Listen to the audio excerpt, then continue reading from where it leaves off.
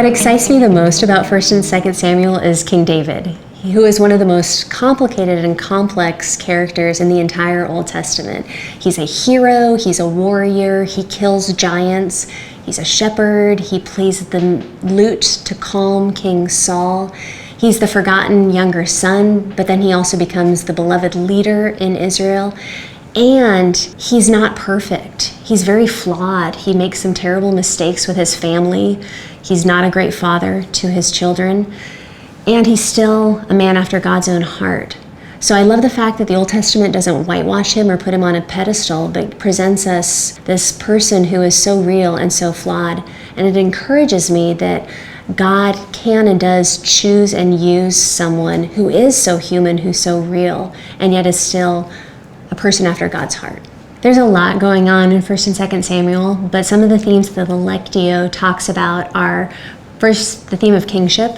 Israel doesn't have a king when 1 Samuel starts, and by the time 2 Samuel ends, David has been the king for a while, and this is an important piece of Israel's story. Another theme that the Lectio will talk about is how God works both with and for people, sometimes joining with them in the work they're doing, sometimes working independent of them behind the scenes. I hope that as people read the Lectio, they could see how God pays attention to the things that hurt us and the hopes and longings that we have.